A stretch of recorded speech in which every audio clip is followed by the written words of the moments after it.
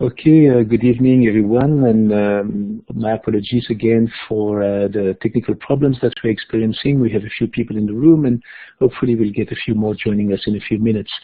I just want to welcome you for tonight's presentation, which is titled Exploring the Progression of Fractions Through the Fraction Learning Pathway with Carl Pierce. We have a fairly small group, unfortunately, because of technical issues. Last presentation, last time Carl presented, we had like 40 people in the room, and tonight we may only have a 10 or 15, so it's going to be a much smaller group, unfortunately. Je voudrais aussi souhaiter la bienvenue à nos collègues franco-ontariens. Et si vous avez des questions en français, surtout, n'hésitez pas à me contacter.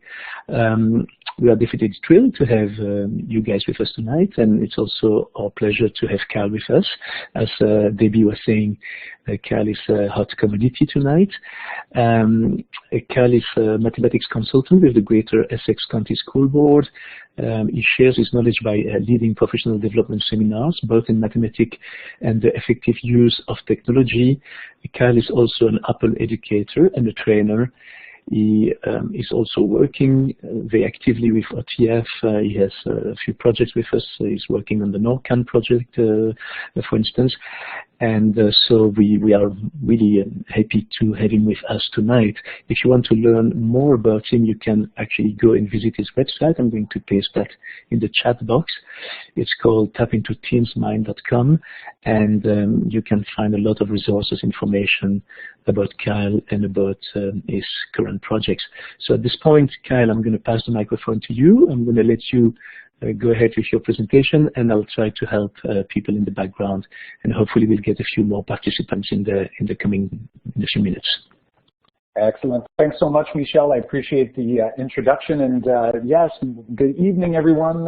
Sadly, we're having a little bit of technical problems. Hopefully, we'll get some people into the room as we go. If you're on social media, feel free to share the link that you used.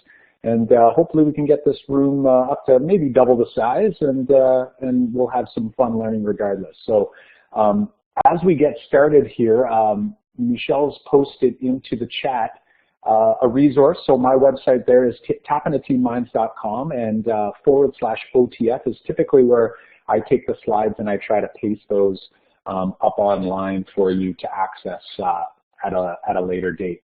I do want to share another link with you that we're not going to access immediately, but it's one that you can get yourself ready for. It's using Knowledge Hook Game Show, and this is going to be a way for you to share some of your thinking a little later as we dive into some of the fraction tasks. So a little later on, I'm hoping that we'll be able to dive into a couple tasks that are fairly challenging, but definitely conceptual in nature. So before we begin, I do want to set the stage a little bit by introducing the vision for mathematics for my district, Greater Essex County District School Board. And I have a quote up here on the screen. We actually have this resource online. If you were to Google Vision for Mathematics for GECDSB, you'll see a fabulous document that was put together by the board. And really, this quote that I pulled from it is really encompasses what we're trying to do in our district. And it aligns very, very closely with what I've been trying to do over the past 5 to 10 years of my career. Sadly, I don't think I did a great job initially when I was teaching in the classroom and doing things like giving students the opportunity to collaborate as much as I wish I had, or to become critical thinkers and actually help them develop those skills through inquiry and problem solving, and then finally, just to nurture that positive attitude towards mathematics. So what I want to do to just get the room talking a little bit, I want to give you an opportunity to focus on the 5 math proficiencies which are included in this math vision before we dive into the pathway. So if you take a look up on the screen right now, you'll see the 5 mathematical proficiencies as outlined by the National Research Council, as well as in the Adding It Up document, which is definitely a great read. You'll see a short link there to our Greater Essex County District School Board Math Vision if you want to check that out. But I want to give you a minute or so to reflect on one of these that you feel you know something about, and then maybe pick one that maybe you're not so certain about. Maybe you might want to toss out a few ideas there, and hopefully between the people in the room, we can help each other out. We're going to do this right in the chat pod. So take about a minute and jot down something you know about at least one of these. And if there is some questions you might have about any of them, definitely pose those in the chat as well. And we'll come back in about 60 seconds time.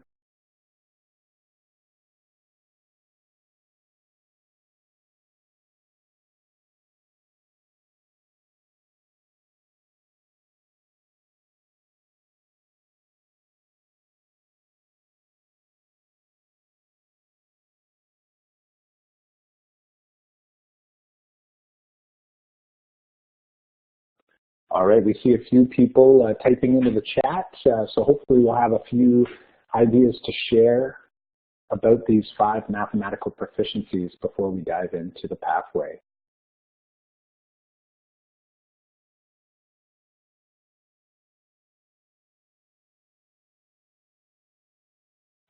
Awesome. So Debbie's helping us out with 2 proficiencies that she feels that she knows best. Awesome. Yeah, Ontario curriculum definitely does a great job of trying to outline that, and folks who pay attention to the front matter get a great opportunity to read through those as well. Interestingly enough, our 7 process expectations are also really closely aligned with the 5 mathematical proficiencies. At least I find that to be the case as well. So feel free to continue sharing along here. I'm just going to, slowly walk through each of these. But when we're thinking about what we do tonight, really what I'm hoping to do is start by building a conceptual understanding. And fractions is one of those areas that I've really enjoyed working in recently because it made me realize how little I actually knew about fractions from a conceptual standpoint. A lot of what we do with fractions tend to be things like procedures, like, for example, multiplying fractions where students know that you multiply the tops and multiply the bottoms, but really there's not a whole lot of conceptual underpinning underneath those. So what we'd like to do tonight is really try to build that conceptual understanding, and then over time we work towards finding procedures that work, and sometimes that conceptual understanding crystallizes into that procedural fluency as well. I see Cheryl's got her hand up, and Cheryl, if you want to share your thinking, feel free to chat it out in the box, or if you have a mic, feel free to share away.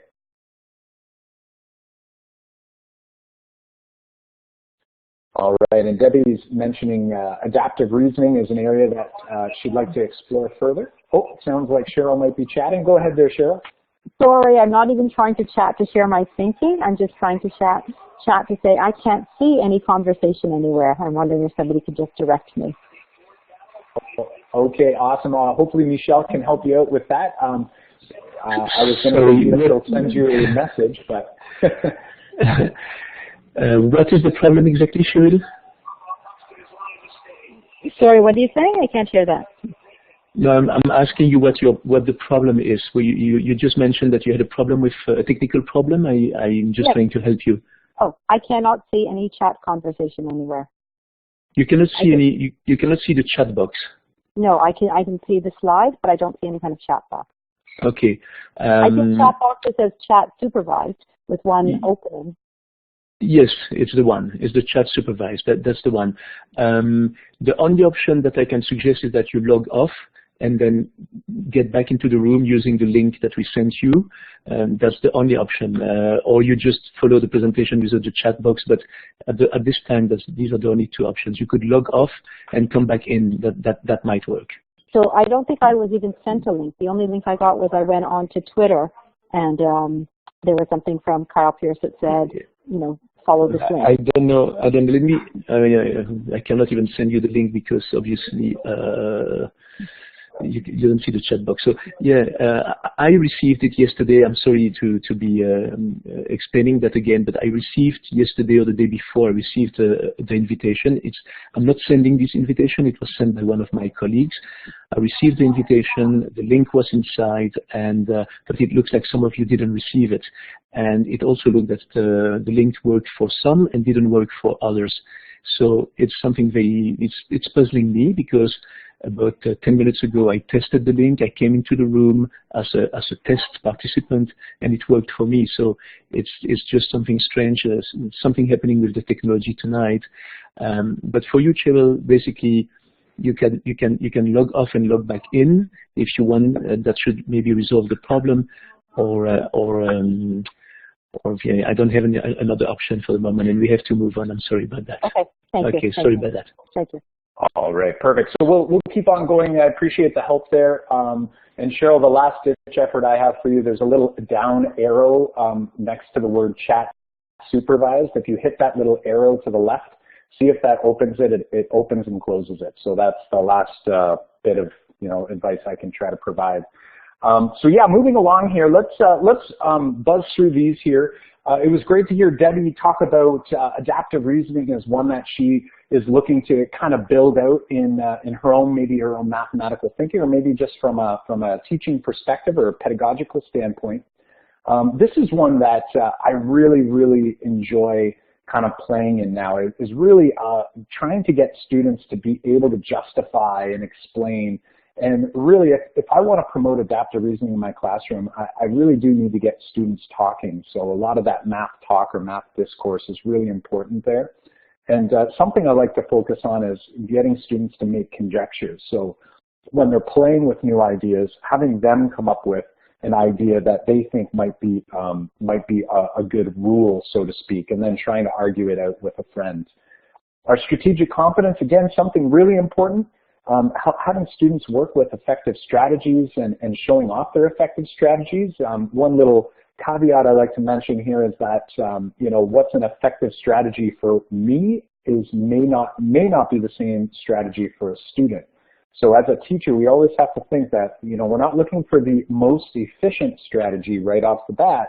We're looking for effective strategies for that student where they are. So we have to think about where they are at and how we can promote them utilizing strategies that will help push their thinking forward, but not sort of pick them up and drop them in a land that maybe they're just not ready for.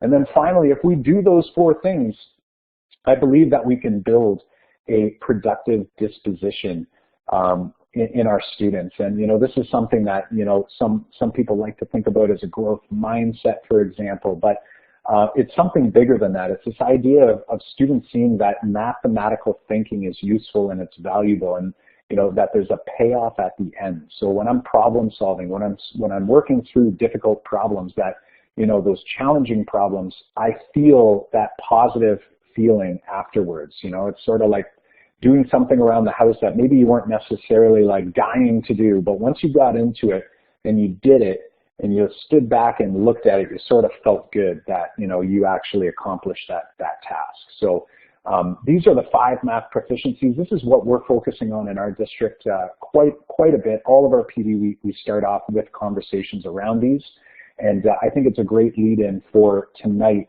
in our work around fractions, because this is something that, again, I feel like when I was teaching and when I was taught, things were really hanging out in this yellow zone, this procedural fluency zone, and we want to make sure that we can kind of expand that out. So what I'd like to do to get us started again, and hopefully our chat boxes will be working for everyone, otherwise it's going to be a really one-sided webinar this evening. I'd love to get you guys to watch a quick video clip. We're going to be posting a video link into the chat, and we're going to have you watch that link. It's only about a 30-second video or so, and as you're watching it, jot down some things. You can type it right into the chat, or you could toss it on a piece of paper if you want and then type it in afterwards. We want you thinking about what you notice and what you wonder. So I'm going to mute my mic, and I'm going to paste in the link to that particular video, and we'll give you an opportunity to notice and wonder. So here it is coming into your chat now.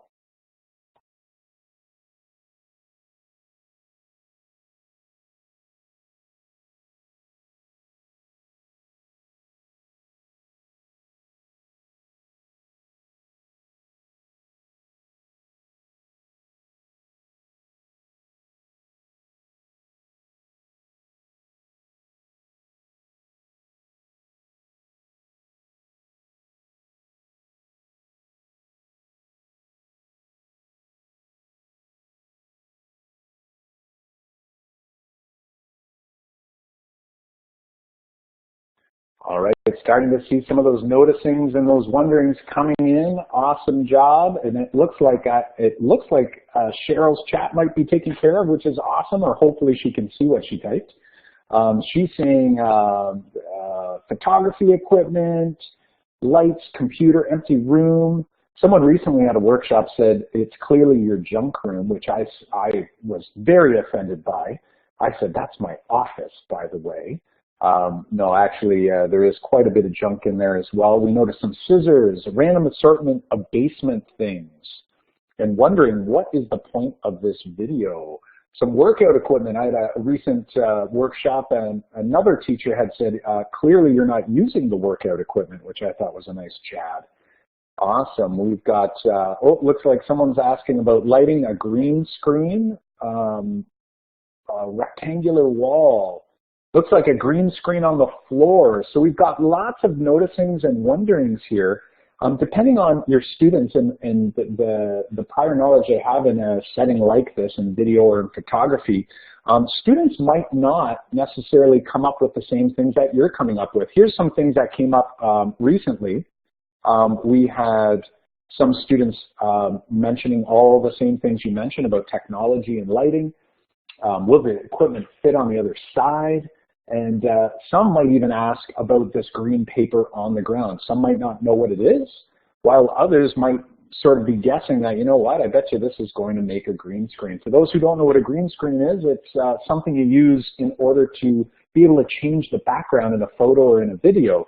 You know, if you think about a weather anchor man or woman, when they're doing the weather, they're usually standing in front of a green screen. So that is what we're going to be doing today. And I have a question for you, and I want you, from the comfort of your own home, to take some time and make an estimate about how many sheets of Bristol board do you think it will take to cover the wall. So I'm going to give you an opportunity to do that and make a prediction. We'll have you share that prediction right out in the chat, and I'll give you a little more information as we go along. So take about 30 seconds now and make your prediction, and I'd like you to use your adaptive reasoning skills to justify and share your thinking behind how you came up with that.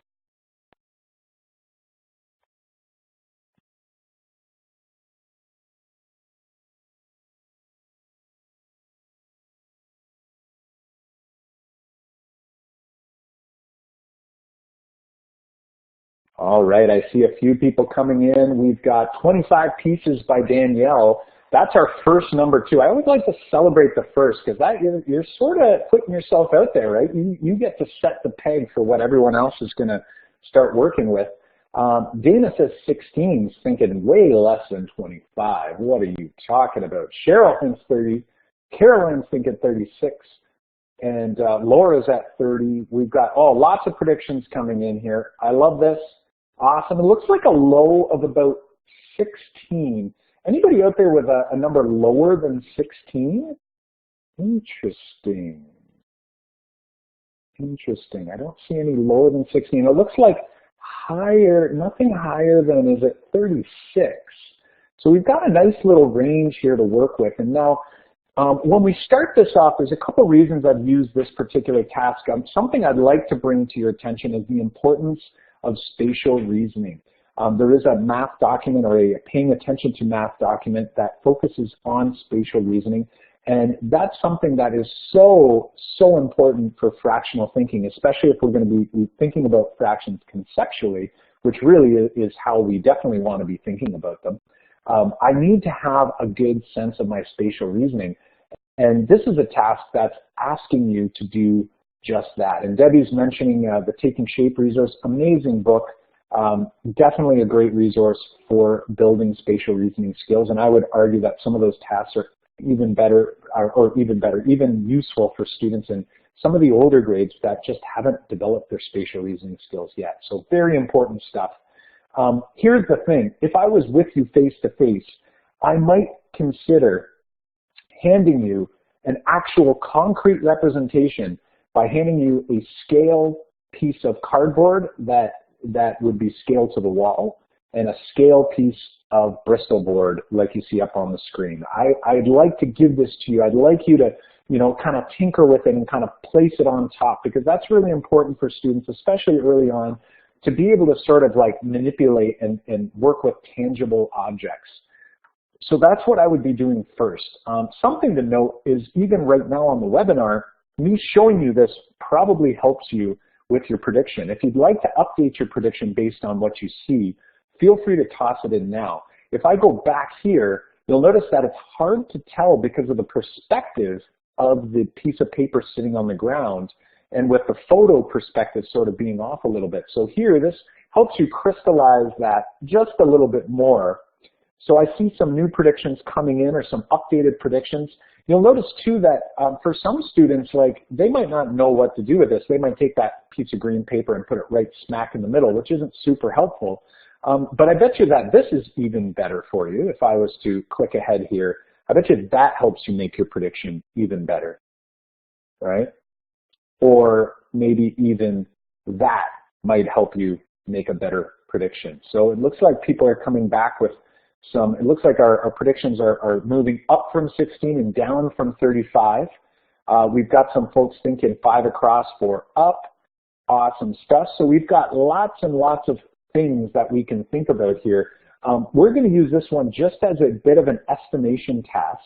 And what I want to do is I actually want to share out this video so you can actually see it in progress as it was being built by my daughter and I, my daughter Talia and I. So I'm going to go ahead and share that link for you right now in the chat. So go ahead and watch this third act of this particular video problem, and then we'll talk about some of the things we could do with this problem, and then how specifically it might relate to fractions. So go ahead and click on that link, and we'll come back in about 50 seconds after you're done watching.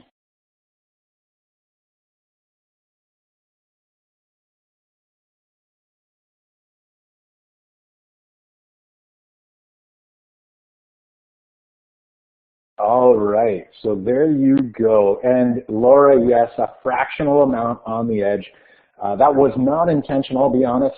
My estimating skills were horrible. When I actually first bought the green screen material, I actually did not buy enough.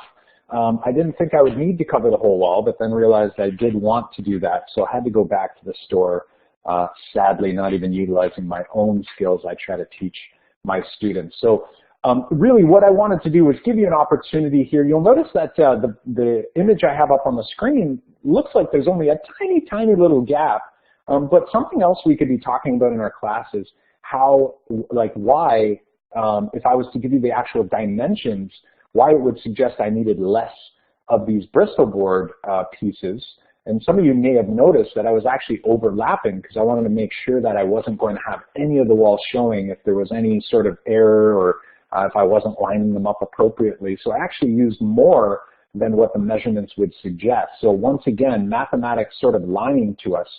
In a perfect world, in a theoretical world, math is, says things will happen in a very, very predictable way. But in the real world, things change a little bit. So this task really was meant to give you an opportunity to kind of do a little warm-up, think a little bit about, some of our, in this case, you could have been thinking about all kinds of different things, but really I could have approached this in a number of ways. In a junior, beginning of junior sort of classroom to intermediate classroom, I could be giving them dimensions and actually have them work through this using proportional reasoning, which again really relies on fractional thinking quite a bit. Or I could have done this, using with unit conversions, for example. We could have used Imperial if I was in grade 10 applied classrooms. So again, this task can really be modified in a number of different ways to be used in the classroom. So that task I will be sharing up on the website shortly, but here's what I'd like you to discuss here in the chat pod. I'd like to give you about 30 seconds. What are some big ideas we could pull from this task? Very broad, don't have to be super specific, but what are some ways that you can actually utilize this task in your classroom? And it might be related to fractions, but there's all kinds of other areas that we could use this task in. So go ahead, take a moment and we'll share out in about 30 seconds here as you're typing them in.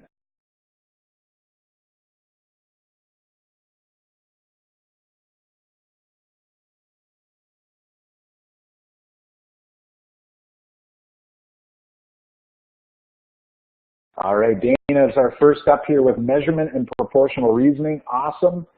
Definitely. I love Laura saying the area model, the array model.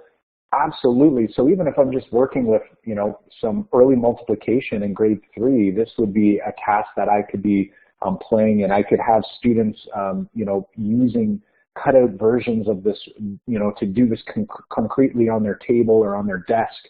Awesome stuff. Measurement's really important here. Great stuff. There's all kinds of ideas, and I'm sure some more will be pouring in here as we continue along.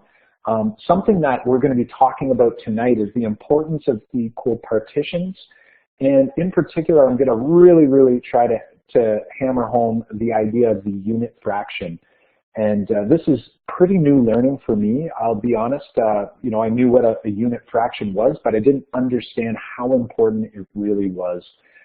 And I'm realizing that a unit in general and the idea of unitizing in general, it really permeates all kinds of different areas of mathematics across the strands. And it's something that, you know, we're going to be talking a little bit more about this evening. And in particular, as we move forward through the math or the fraction pathway. A couple other key ideas if you were using a task like this, if you were modifying it for different grade levels, you know, for example, actually having an actual measured out rectangle to represent the wall. So there's some butcher paper that we had at a school where we were doing a PLC at McWilliam here in Windsor, and then we actually had Bristol boards. So actually having people go ahead and try to determine how many would fit, that could be really useful. Something that's underlying this idea, and we're going to be essentially mimicking this throughout, is this concreteness fading model. So if you think about using the concrete manipulative, eventually people are going to start using drawings and visuals, and then finally some symbolic representation. So, and that's just one of many different symbolic representations we could be using. So this evening we'll really be trying to leverage concreteness fading. So we're going to be starting with concrete. We're going to be using some digital manipulatives, and we're going to be diving into fractions. As we move along here, before the fraction pathway was created and shared out, we had a document in Ontario called the Paying Attention to Fractions document. So I'm sharing that out with you tonight because it is sort of where I began really focusing in on learning fractions and really just trying to better understand fractions and how I can teach them. And really why I'm sharing this with you tonight is because inside that document there's quite a bit of research that really supports the idea of we as teachers making explicit and precise changes to how we teach fractions, and that will actually impact students' understanding of fractions and impact their future math success. So I don't know if you'd agree with me, but you know, if I could get students to understand fractions conceptually deeply, and I feel like that would definitely be a helper across all the different areas in the math curriculum, because fractions are very complex. They don't have to be complicated, but they are definitely complex, and it's something that we really want to be teaching with intention throughout. So what I'm going to be doing now is I'd like to take a moment before we dive into the fraction learning pathway. If you were with me, it would have been probably 8 months ago or so. We had a webinar where I explored fraction constructs, and there they are. There are 4 fraction constructs. Those are included in the Paying Attention to Fractions guide, so definitely check those out. Tonight we're going to specifically be looking at the learning pathway and in particular some fraction models. If you've never seen the fractions learning pathway, I have a link for you there up on the screen. It's a short link that you can utilize to access this. It's actually an interactive pathway for fractions. I'm going to paste this into the chat as well. and you can take this and you can actually save a PDF version of it, but the web version actually is hyperlinked so that you can actually move through this pathway and dive into some activities and do some learning. So tonight we're going to spend some time here. You'll notice that the pathway is split up into 3 big chunks, green, blue, and orange. The green chunk being unit fractions. So we're going to spend some time there tonight. Obviously, we can't get through everything in the pathway. I have some schools in my district that have spent months of professional learning just playing in the unit fraction land. So there's really, you don't want to be kind of, pushing through this and, not spending enough time in each section. You really want to make sure that you have a deep understanding before you kind of move on. Something I've also noticed is that you can do a little bit of jumping around. The pathway is there, but obviously you may be in a different place. If I'm in a grade 7 classroom, I might be further down the pathway, but if my students are struggling with fractions, it might be because of some gaps in some of these earlier tiles here on this pathway. So you definitely want to be looking at that and seeing how you can use that to your advantage. These first couple tiles, if you look at Unit A, so tile A in the unit fraction area, it shows proportional reasoning to make reasonable estimates. And then the second one is equally partitioning area, linear, and set models. So they do have a focus on the different fractional models. There is something that I have noticed in the pathway, and I'll just kind of explicitly mention it here, that although we have these four different fraction models, and they're articulated and outlined in the Paying Attention to Fractions document, something that I've noticed is that, it might not necessarily be so wise to begin with the linear model. And the one thing in the pathway that I have noticed is that the first task in the pathway is using a number line. And I find that it's a little bit too abstract for some students, especially if they haven't done learning with number lines a whole lot, especially in fractional thinking. So the way I've been sort of thinking about this is something like this. I've been looking at it as, if you think about kindergarten, you think about preschoolers, kids are constantly playing with volume. So you could be playing in the volume land with your students early on in the kindergarten pod and be talking about half of something or a fourth of something, and really playing with, pouring sand in and liquid in and so forth. The next one that seems to be a little more abstract than volume for students, but not nearly as much as the linear model, is the area model. So today I'm going to be starting with tasks that involve area first before we go and dive into some of the linear. And then finally, we'll look at some linear and then move on to set. So as we move through this, that is something that I do want to make sure that is explicit. I like to start in the land of area. In particular, volume is great as well, but I know it's a little messier, it's a little harder in the classroom, so something to consider, and we'll show you explicitly how you can move from the area model to the linear model. So here is, again, that pathway, and the first little task I'd like you to do is I'd like you to take a little time to look at the following slide, and in the chat pod, let us know, what fractions do you see? This is an image taken from Marian Small's book, Uncomplicating Fractions, a great resource as well to add to your reading list. So again, what fractions do you see? And I'd like you to articulate or justify why you think so.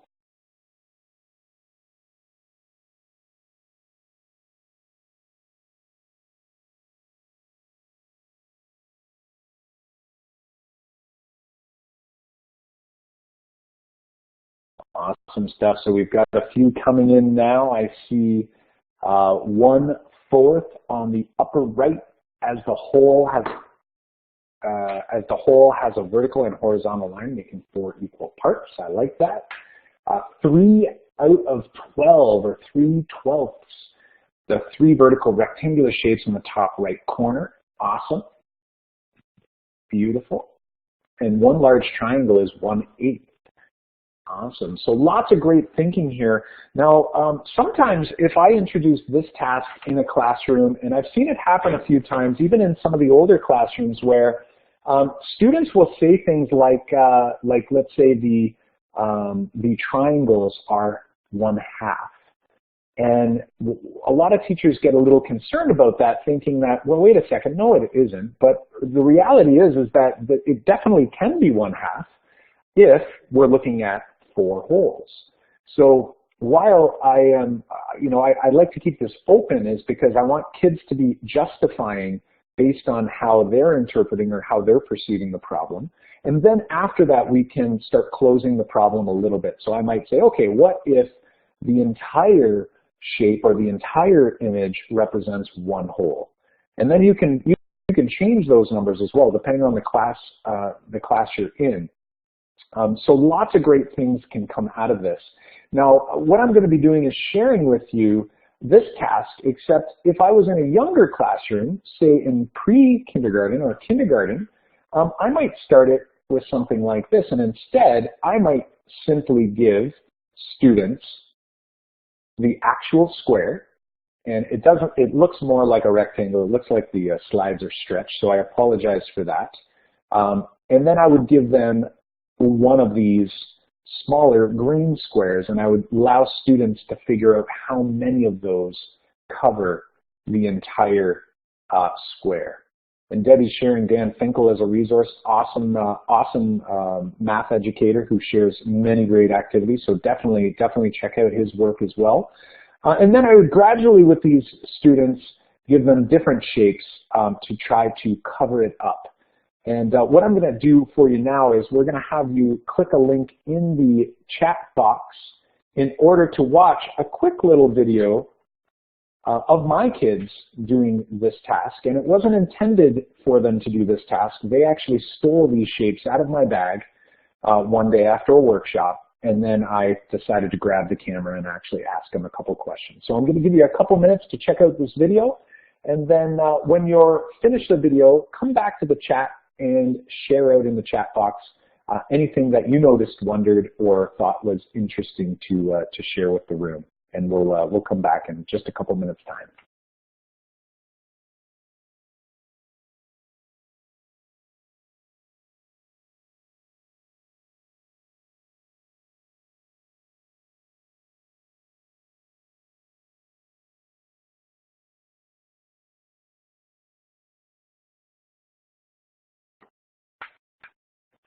Yeah, Laura, I was definitely surprised. I didn't think we would make it as far as we could, or as we did in this task. So lots of really interesting things came from this experience for me. Definitely a learning opportunity.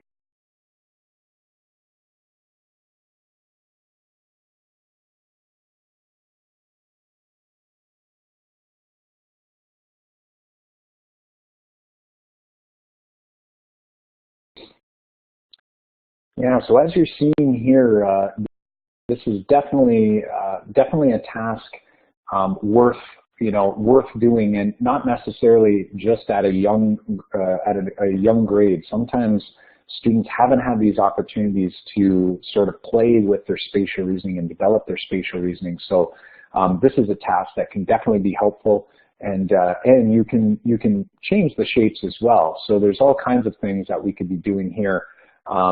So again, that original image I took from Marian Small's book, Uncomplicating Fractions, definitely a great read, despite the fact it's aligned to the Common Core. Really, it's a progression, and it aligns nicely with the Fraction Learning Pathway. So that's another resource that you might want to consider putting on your read list. And I've put all of the printables as well as the videos of my kids doing this task up on my website. So that link is there for you, and I'll paste that in the chat box as well, which is right here. And again, yeah, you noticed some of that visualization where my kids were only actually picturing it and sort of using their fingers to count without actually using the shape. And then also developing some language, so really trying to understand where a fourth comes from. And then finally, Trish, it sounds like Trish is at the end of the video, because at the very end, when I ask a triangle related to the small square, my daughter says it's a tooth. And honestly, I think that's great. That tells me that she's conceptually getting how we name fractions, and then we nickname a tooth a half. So everybody else likes to call it a half, but really it's a tooth. So that's a little running joke for us. So this is really, you know, an eye-opener for me, and really it tells me that, you know, our kids can do a lot with fractions, but we just have to be cautious about how we do it, and we have to be really, really intentional. So with this particular task, again, when we start covering this up, I really want to bring up the idea of the unit fraction. So you'll notice here that I've written out the word fourth in words, and that is to really explicitly draw out the idea of the unit fraction, that we're counting units of fourths. So some people would use the language, and you'll see in the fraction pathway, you'll see a lot of language of like 1 1/4, 2 1/4, 3 1/4, 4 1/4. So we're counting units of something. Some people are comfortable just saying 1/4, 2/4, 3/4, 4/4. So again, you know, you can decide on the language there, but the real important piece is that they know that we're talking about fourth pieces, and that is why in our Ontario curriculum we do not use the standard notation of, let's say, 3/4 until grade 4. So we should be using words for our fractions, for our unit fractions, up until grade 3. And it doesn't mean you can never introduce them if they're ready in grade 3, but let's be honest, in fractions, it's more likely that students are probably not as far ahead as we'd like than you know, trailblazing through, especially if we're doing it conceptually. So take that time. EQAO will never have standard notation on a grade 3 assessment. So that shouldn't be an excuse for any teachers out there either as to why they have to do something. Sometimes we hear that along the way. So here we have 8/8 or 8/1/8 and 16/1/16. So again, we're counting these unit fractions, which is really important. And we'll talk a little more about why that's really important moving forward as well. Now, we're using an area model through this activity, which is great. But we can also extend it to a linear model. And really what I'm trying to advocate for you here is that a linear model is a one-dimensional area model. So if you think about this, if I take those 4 green squares and I just line them up in a straight line, I have a linear model. And this is a lot easier for students to see if they're using area. If it's just a line, it's really difficult for them. And this is the same problem that students run into with rulers. So if you see students struggling to read off a ruler, maybe we've jumped too far. We've gotten too abstract. So let's move back. Let's make like a ruler on a nice strip of paper that has squares that we're actually counting full units. And that relates closely to this idea of the unit fraction once again. So again, unit fractions, really important. We'll talk a little bit more about why that is shortly. One of the ideas as well is that when we're working and comparing fractions, if we think about how many of the unit there are, this makes fractions a little bit more understandable. And like when I'm counting candies, or if I'm counting centimeters, I'm now counting fourths. So really, really important stuff. When I'm ready to get to a linear model, I'm going to think about taking these four squares, and I'm going to kind of like squish them down. And maybe now I'm dealing with 4 rectangles that are a little thinner. And then maybe the next time the rectangles are even thinner, and then even thinner, and then eventually there is no rectangle, there's just a line, and we're just chopping it up. So we really want to make that explicit for students, and then sort of gradually progress towards that linear model and using that standard notation. So coming back to the pathway, I'm going to zoom in on one of these tiles, and we're going to dive in just to show you what it looks like on the other side. You're more than welcome to join me by going to the short link that's up on the screen. You can actually click on this tile. When we click on that first tile, you'll have all kinds of resources. Here's 2 downloadable handouts that you can actually use. One's on the unit fraction, which is really important, and one on partitioning, iterating, and disembedding. So we won't get too deep into that today, but those are there. So definitely something to look at and check out. And what we're going to do is is really just dive into one of these tiles. The first, I think we'll look at the first tile here, and I'm hoping that I can jump to this slide here. I wanted to skip a couple before I do. And here we go, almost there. All right. Awesome. There we go. Perfect. This is exactly where I want to be. And what we're going to do is we're going to jump into that tile. No, we're not. I lied. I thought I was where I wanted to be. There we go. Awesome. All right. Sorry. Let me back up here. Sorry, I lost my spot. There we are. So when we click on the first tile, this Unit A tile, it'll actually bring us into the math background for that concept. So this is Unit A, so where we're looking at unit fractions and we're using proportional reasoning to make reasonable estimates. You'll notice that when you go into each of these tiles, you'll have this background, which is excellent. It tells you exactly why they're doing what they're doing. So I talked a little bit about the unit fraction already, but there's also tasks along the side. So one's called walk the line. I've already referenced earlier that, you know, using this particular task first might not be where you want to go. You might want to start with an area task first versus a linear task. However, you could do it, and it might be a good diagnostic for you to figure out, you know, where you need to go next.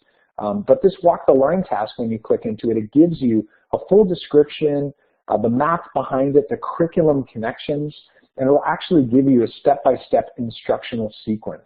So what I want to give you is just a moment to watch a quick video clip, and just to kind of briefly discuss it, the teacher is creating an arbitrary length of tape on the floor, and students are taking sticky notes that have fractional amounts on them, and they're placing them on the number line. So they're essentially using their proportional reasoning to make reasonable estimates to partition the line. So I'm going to let you watch that short little video clip here. The best part about this fraction pathway is that in many of the cases they have student thinking in video form as well as in written form. So this is one of the videos that shows the student thinking behind the walk the line task. So I'm going to give you that opportunity to watch that link now. The link is coming up in the chat pod as well. And there it is. So you can click on that and it should bring you right to that page. And if you scroll to the bottom, you'll get an opportunity to watch just a short little bit of that clip. You don't have to watch it right to the end. I'll give you guys about 45 seconds or a minute. And Cheryl's asking about what grade this task is intended for. They don't give you specific grades. However, you know, there has been discussion that the pathway is sort of designed from like a grade 3 to grade 8-ish level. However, we've used this task in much younger grades. We've just, again, we've taken the tiles on the floor and we've made like rectangles for students to partition. So, you know, we don't give them the sticky note to put it on. They're actually going and they're actually like chopping up this big long strip of paper, which can sort of do the same thing. So, you know, you can modify this. You can modify the fractions you're using. Again, if you're using this particular task, they have it written in fractional standard notation, so you might want to just write it in fractional words and do it that way. So again, very easy to modify most of these tasks. So I'll be quiet for a moment and let you guys watch this short video clip. After about a minute, I'll come back in.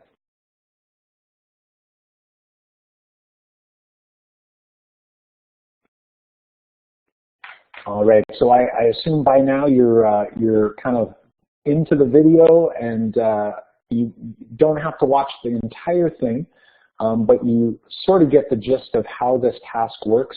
The reason why I wanted you to watch the video is because, again, me describing it here, and even if you were to go to the pathway and read through it, it's great to read it and to try to get an understanding of it, but to actually see students doing the work is what I find, like, it's the easiest way to lesson plan, because then you get to see sort of how, you know, how this actually happens in the classroom, and you know, and what that might look like when you use this task with your students.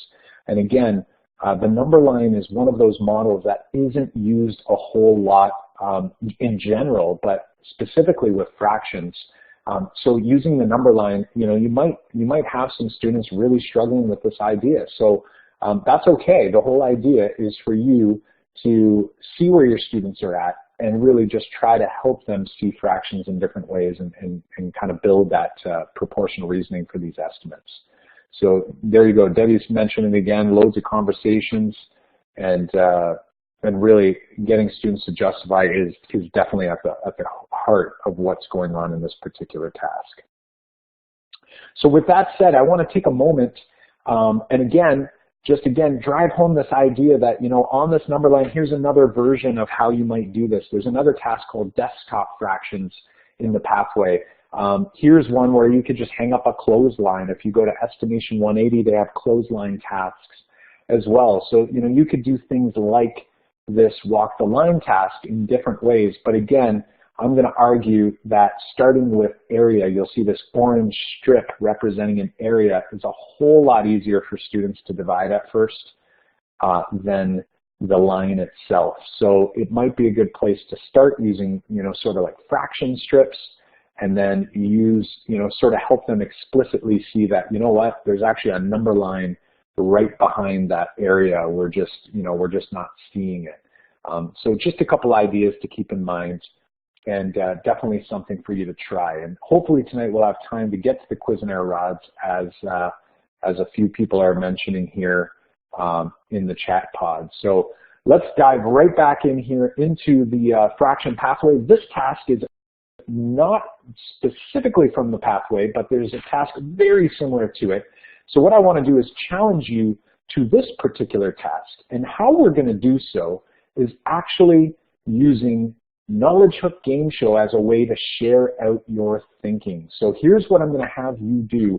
In a new tab in your browser, I want you to go to the Knowledge Hook website, which is coming up into the chat pod right now, and I want you to join my game show with this pin. You're going to join as a guest, and you folks are going to be, you guys are going to be my students in here, and I'm hoping we can get some screenshots of student thinking that I'll be able to share up on the screen for you. So let's get you guys into that Knowledge Hook game show. I'm also going to be using a virtual manipulative. So as you join this room, you'll be popping right into my game show room, and we'll be then having you tackle the following problem, which is this one coming up right now.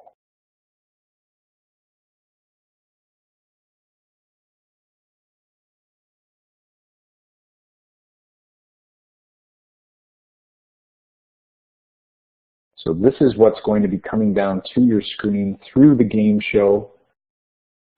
So you should see it on your device now if you've joined in our game show. It's never too late to join in. So use that khmath.com link in the pin mint7499, and you'll be able to join us.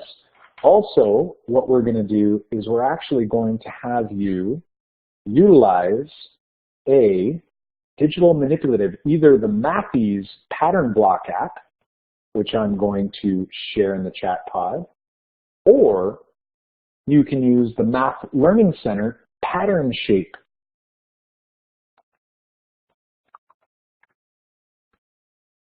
Pattern shapes app. So either of those is going to help you actually manipulate this. The task is asking you, what designs could you make that are worth 5 1/3 if the yellow pattern block is worth 1/2? So I'm going to give you a few minutes to tinker. I'd love it if you could share out your thinking through a screenshot of your work in Knowledge Hook. So once you're ready, if you hit the Ready to Upload My Solution button and press Submit, there should be an Upload Solution button that will appear after, and you'll be able to actually take a screenshot of your screen and your design. So we'll give you a minute or two to work on that. Hopefully we'll get, I'm crossing fingers, I know it's a small group tonight, so hopefully we get enough people in the room in order to share out some of their thinking.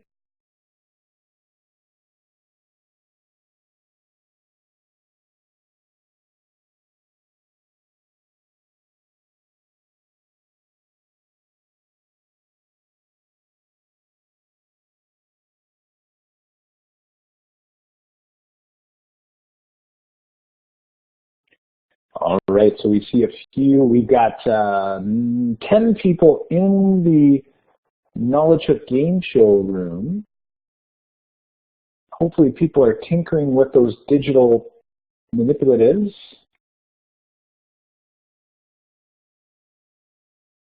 I personally find that the Math Learning Center Pattern Shapes manipulative is a little easier to work with. And now this is definitely a challenging problem, especially if you're not thinking about this task in unit fractions. But if you are thinking about it in unit fractions, this particular task becomes much, much easier. So I'm going to let you guys do a little bit more tinkering, but as we do, I'm just going to share out a little bit of some possible approaches of how one might go about this. Now, first off, one of the stumbling blocks is that our yellow pattern block is, typically referred to as one whole, at least in most classrooms. But the reality is we can name those shapes any value we want, and there can be a lot of fun with that, not only fractional thinking, but the proportional thinking as well. So if I make these two shapes worth 1/2, and I think about what designs I can make that are worth 5/3, if I think about that as a unit fraction, that's 5 1/3 pieces. So if I think about what 1 1/3 piece is, I just need 5 of those. So that unit fraction, again, can really help me break down the idea that's going on here. Now on our game show, I'm going to go ahead and press the end question button, which will still allow you to upload solutions if you're working on it. So go ahead and do that. I just want to see if any solutions have come in yet. I see 2 people have submitted, said they're ready to submit, but I haven't received the uploads yet. So when those come in, I'll definitely share those out on the screen. I'll just drag them onto the screen and you guys should be able to see them, which is great. This is one of the main reasons why I started using Knowledge Hook, was the ability for you to upload your thinking, and then I could share them on the projector really easily in the classroom. So let me move along here. So if I was to cover this up, some people might choose to cover this up with the blue pieces. So since the blue pieces are 1/3 of one yellow, I need 6 of them to cover up the whole. And if I think about what 1/3 is, I can do the same with the green as well, except now I'm going to need 12 green in order to cover them up. So it looks like Debbie's explaining blue are 1/3 of the whole, so they're 1/6 of a yellow. That's excellent, which means I'm going to need 2 of those, or 2 1/6 in order to make 1 1/3.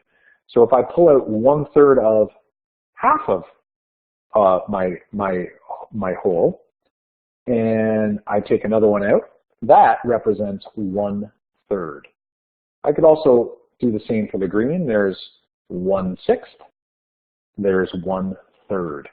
So if I need shapes that are worth 5 1/3, I just need 5 more equivalent to that, or 5 total equivalent to that. So I could also swap out shapes. So as you can see here, I can swap out 2 blue for a trapezoid and a triangle, and then I just need 5 of those. So that's one possibility. But the beauty of this problem is you can make all kinds of different designs. You can swap out all kinds and mix and match. But as long as you have an area that covers the same amount as you see here in blue or in green or in the mix of red and green, you have the appropriate amount of pieces or appropriate amount of area to represent our 5 1/3. So that particular task again, is from Marian Small's book, and you might modify this to look a little different depending on the grade level that you're in. If you've never used pattern blocks before, I'm going to recommend that you don't start with that particular task. You want to start with something that's a little bit easier for students to access. All right, and then as you move up, you might do things like, let's say the yellow pattern block's worth 1/2. How many designs can you show with a value of 1 whole? And then work with maybe 1/3 or 1/2, you know, or 1/4, whatever it might be. So, you know, work your way up, but I wanted to give you something a little bit more challenging. Here's some more ideas from Marian Small. That task I took out of her book. However, you do have access to very similar tasks in the pathway. So if I look up on that pathway and I zoom in on, let's zoom in here a little bit on this pathway where I will see where that particular tile, if I look at Unit F, where we're composing and decomposing fractions flexibly with models and symbols, inside of that task, you'll see a very similar series of tasks where you're changing wholes with pattern blocks. So there it is to the far right. And when I click in there, you'll have access to a variety of tasks using pattern blocks. So here I see if the hexagon's worth 3, and then there's a bunch of options or questions. If the hexagon's worth 1, here's a bunch of questions. And if a hexagon's worth 1/2, a bunch of questions as well. So again, ideas for you to use. You can modify them as you see fit. And again, you want to make sure that you know, that you make the task accessible for your students so that they can, you know, they can do some learning as well. All right. So let's dive in here. I want to dive in. I think we're going to have to skip the task I was intending to go through out of the next section. But if we move into comparing fractions, the tile that we're going to take a closer look at in particular here is comparison A, where we're comparing fractions. You'll notice there's some great tasks in here as well. So I just wanted to give you a bit of a sampler of what's in here. The recipe task is this one right here, where you're baking chocolate chip cookies and you only have a 1/4 measuring cup. So how can you use your measuring cup to measure all of the ingredients accurately? So here is the actual directions and the ingredients you need and the measurements you need, and you're going to have to use this particular unit fraction idea because you're stuck with a 1/4 or 1/1/4 measuring cup. So students are going to have to essentially count by this unit fraction, which is a great way to build out some ideas around equivalency. So great stuff to check out in that particular pathway. All right, so that was in the comparing fractions, but I'm going to dive ahead a little bit further here. And I think I'm going to, you know, we only have 20 minutes left, so I'm going to dive right into the operations. So let me do that. I'm going to go ahead and skip over just a handful of these.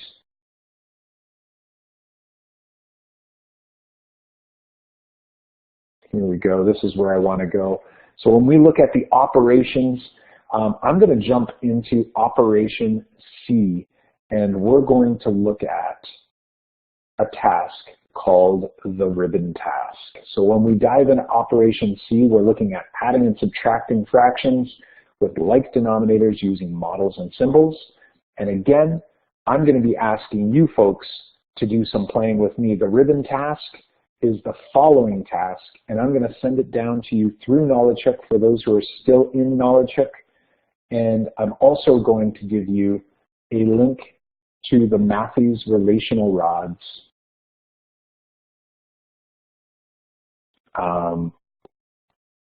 digital manipulative. So I've pasted that in the chat box. You should see this particular question where you're given 3 meters of ribbon. Each decoration needs to be 2 1/5 of a meter. How many decorations can you make? And I'm going to encourage you to try to do this without using a procedure or a formula. if you're an intermediate teacher, you might be more likely to sort of jump straight there. I want to see how might you show this. Relational rods is an excellent way. Using a number line is an excellent way. So try it out. Feel free to use the relational rod app that I've posted in the chat, or maybe you want to draw it out and take a photo and upload it to Knowledge Hook through the Upload Solution feature, and we'll consolidate this task in just a couple minutes. So give you a little bit of time to do that.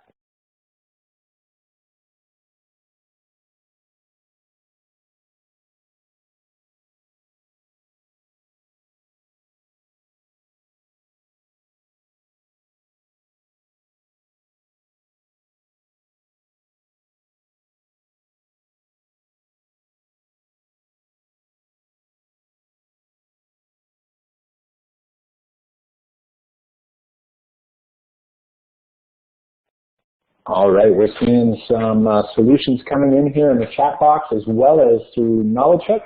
I didn't see anything flash on my screen saying any uploads have come in, so that's just unfortunate. Usually when there's 40 people in the room, like usual on a regular night, I know we had a challenge with the link tonight, so we only have a few people in. Usually we get a handful of solutions to kind of drag in. I love to be able to show off your work to the entire webinar.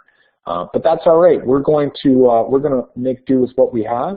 Love some of the reasoning going on here. So a number line made fifths with a total of 15 fifths or 15 1/5, and then took leaps of 2 1/5 and was able to make 7 complete decorations with 1/5 of a ribbon left over. Interesting. I like how you're being very explicit about your unit as well, because if you just said 1/5 left over, there's different units that I could actually be referring to, so that's excellent. There was some leftover for Laura as well. Awesome stuff. So lots of things going on here. Something I want to share with you here, and I know the slide's a little, looks like it's been sort of worked a bit. When we go ahead and try to consolidate this, I'm going to use an example using relational rods. However, using a number line's fine, and really all kinds of different other methods that you might have used as well. But this is linear in nature, right? The idea of a ribbon being nice and long. It's, you know, one-dimensional for the most part, unless it's really thick. And really, if I have 3 1-meters, you'll see I've used 3 yellow relational rods. You'll notice that when students are working with relational rods, they might start and they might have to rearrange and sort of swap out rods midway through working. Here, if a student starts with 3 yellow rods, it sort of tells me, I might want to ask them obviously, but it sort of tells me that, all right, they know that like 5 is important here, right? We have fifths of a meter, so the number 5 is going to be very helpful. If I used like, you know, the green, the bright green, 3 of the bright green, then that sort of says, okay, you're not really sure how you're going to divide this thing up. So I've used yellow here. Again, not the only way to do it. And I could use 2, my red, which is 2 fifths of a yellow, or 2 1/5 of a yellow, and I can go and do those leaps just like some of the folks in the chat box had mentioned. So here I've got 2, 3, 4, I've got 5, 6, 7, and then I've got a little left over. I've actually got half of a red. So I'm actually left with 7 1/2 decorations, or I could say 7 1/5 meter decorations. So we have 7 decorations and 1/5 of a meter remains. So you'll notice here that my answer, my quote-unquote answer, might change depending on how I unitize, right? Using 2 units, like a decoration as a unit, and 1/5 of a meter as a unit. So things to think about. But something even more important is I want you to realize that what you've done here is you've actually taken a whole number and you've divided by a fraction. And like right away, that's like really scary for a lot of people. And it's actually really, really scary to teachers as well. So if I think about this for a second, when I'm dividing fractions, dividing is just repeated subtraction, right? Or at least that's one interpretation of division. So if I was to think about that, in order to do this, really what I want to be doing is I want to be playing in a common denominator. I want to have a common whole or a common unit fraction. So although we did it without formally changing denominators here, really what I want to think about is I want to think about how many 2 1/5 are there in 15 1/5? Because 3 meters is really, in this case, going to be the same as 15 1/5. Which means really when I'm dividing fractions, I'm actually just dividing how many of each unit fraction I have. So if I was to really think about that, I could just write dividing fractions more like this and say 15/5 divided by 2/5. And then the problem becomes something like 15 meters divided by 2 meters, right? Or anything else that we would be using common units. So this unit fraction is really important, and it really helps us all the way through, even into operations.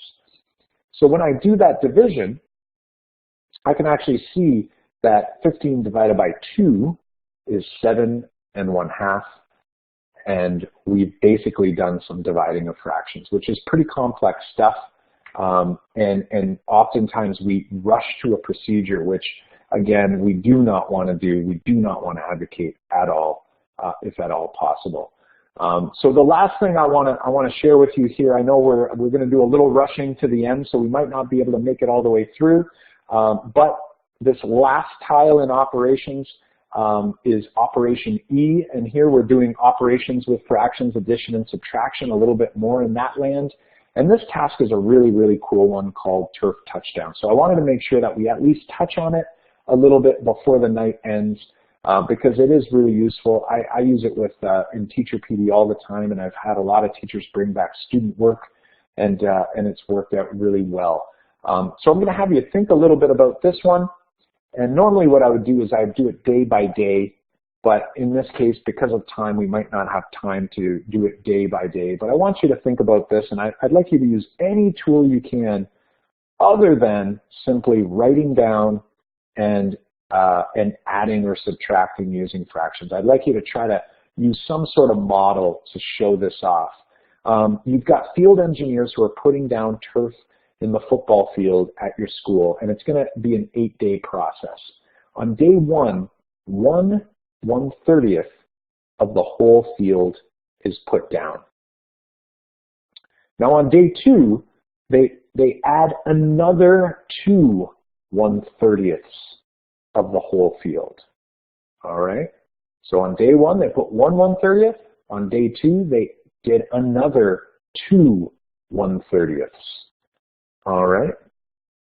And I'm going to give you day 3 and 4, and I'm going to let you tinker with that, and then we'll share out, and I'm going to ask you a question at that point. Day 3 says, on day 3, they added another 1 1/5 of the field, and then on day 4, they added 3 1/10 of the field. All right, so we're thinking of the whole field here, not what's remaining. And the question I have for you is, have the engineers covered 1/2 of the entire field yet? All right, so Debbie's asking just for clarification. So on day 2, by the end of day 2, there would be 3 1/30ths put down, because we put down another 2 1/30ths. And on day 1, there was 1 1/30th already put down. So we'll give you a little time to tinker with that one.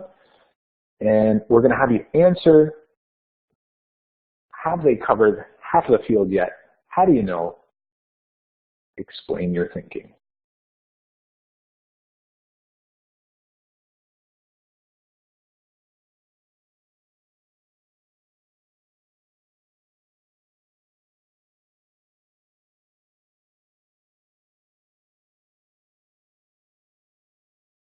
All right, we've got a lot of people coming back with some ideas here. So everyone seems to be in agreement here that yes, more than half has been covered. More importantly for me, and I guess more importantly for you, I should say, is that this task does have more extensions to it. We're not going to have time to do that tonight, but if they do add on the remaining days. So again, day 5 is added, day 6, and then they say how much of the field is left to cover after day 6.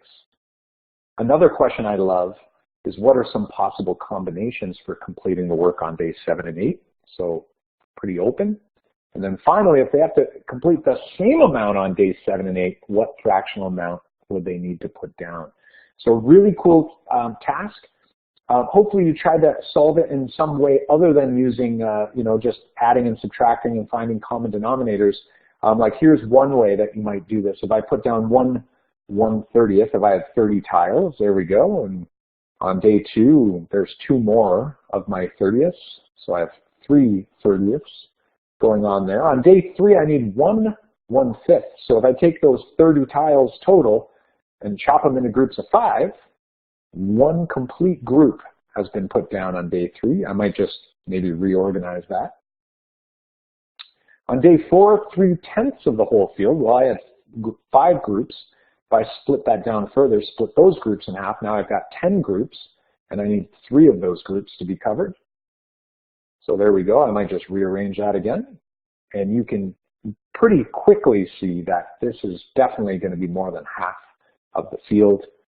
And then as we kind of continue on for the remaining, you get the idea here that there's definitely some really cool conceptual ways to do this particular task. So something definitely worthwhile. Now, I'm going to be wrapping up in just a moment. One thing that I do hope that you took away from this experience tonight is as follows. I really hope that, oh, that's not what I hope. I really hope that, that you folks had an opportunity to really see the importance of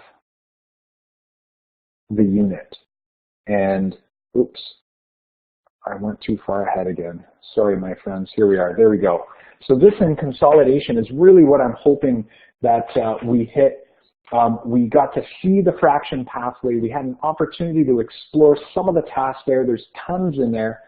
It's something that you definitely want to be using and sharing with your colleagues at school. But one thing I want you to take away is the importance of the unit. How many of one thing there are in another. And in the fractions, you know, if we think about numbers and counting and quantity in general, if I look at the quantity on the far left, you know, there's a number of tiles there. And typically people count those 1 to 1. But if I tell you that the unit is 1/4 or one group of 4, then my measured quantity becomes 5 4s. So if we think about the importance of the unit, right, when we move away from 1 to 1 counting into unitizing and we think about multiplication, you know, this idea of the unit fraction is very similar. So if I look at another case and I say, well, here's the same quantity, I'm just looking at it differently. I'm looking at it as an area. And if I tell you that 1/4 of that area is how we're going to be measuring here, then I end up with 4/4. So very similar to the last example, except here we were looking at a bunch of holes. In this case, I think we're dealing with 20 tiles there, but we were counting how many groups of 4 there were. There were 5 of them. In this case, we're looking at 1 hole instead of 20, and we're looking at 1/4 pieces. So that importance of the unit fraction is something I hope you take away from this evening. That fraction learning pathway, definitely share it with colleagues and friends. And I'm going to do my best to share out these slides up on my website, Tap into Teen Minds, this evening. And if there's anything I can do, definitely contact me through Twitter at MathLeapPeers, as well as on my blog, tapintoteenminds.com. And I really hope that I'll see you again in another OTF Connect session sometime soon. So at this point, I'm going to hand it over to Michelle, and I want to thank you all for joining me. Thanks for time. Thank you, Kyle. Thank you so much for another particularly exciting and interactive session, despite the small technical problems early on.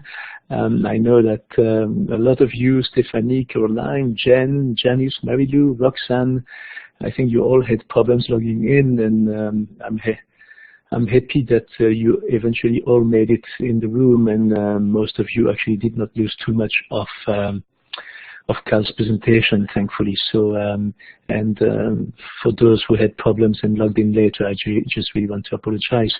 It ended up being a really great session. Cal's sessions are really known for their interactive nature, and tonight, despite a fairly small audience, I think that you all proved again that this is not an exaggerated reputation. It was really very interactive again.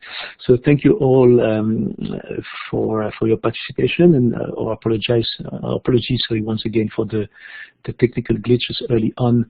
Unfortunately, that's a bit of the nature of technology. When it works, it's a real thing of beauty, and then when it does not, it can be quite puzzling to figure out, particularly in the heat of the action. I noticed that there were a lot of requests on how to use Knowledge Hook, how to better use Knowledge Hook, and that is definitely something we could plan for next season. I think that Cal could prepare a webinar where we would look into more details on how to use Knowledge Hook in the classroom, etc. So if you give me a few more minutes, I just want to jump ahead to a few more slides that I want to show you before I let you go. Here they are. We have a number of partly interesting sessions in the coming days. I've highlighted two of them that are dedicated to mathematics. On Monday, a presentation by Jen Abgar titled Digital Math Equals Accessible Math. So that's on Monday, this coming Monday. And then on April 18, a presentation by Ed Schroeter titled Learning and Teaching Early Math with Learning Trajectories. And I really recommend these two sessions. If you guys are able to join us next week on the 16th and on the 18th, that would be really, really nice. And there are many more sessions, as you can see, in April and even more in May. I'm going to actually just post the link to our calendar for you to explore on your own in the coming days. I also want to remind you that there's an opportunity that is provided by the ministry and by OTF. If you have completed additional qualification courses in mathematics, technology, or kindergarten, there's a $450 subsidy, and you can still apply for that subsidy. It is still available. I'm going to paste that link in the chat box as well for you guys if you want to apply for that money. Just want to remind you, when you're quitting Blackboard, we want you to provide us with your feedback. You will be directed to an online questionnaire, and then when you've completed the questionnaire, you will be redirected to another page that will allow you to enter your name, and you will then receive a certificate of participation to this training session that you will be able to add to your professional resume. So I encourage you to do that tonight. If you can't, we will also send you all these links tomorrow for you to complete, but if you could do it tonight, that would be great. And I'm also going to paste in the chat box the links to the feedback survey and to the certificate of participation.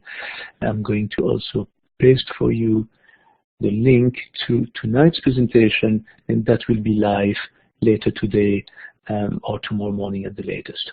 So that's it. I just want to thank you all for following us tonight through on OTF Connect. It was a really, really exciting session.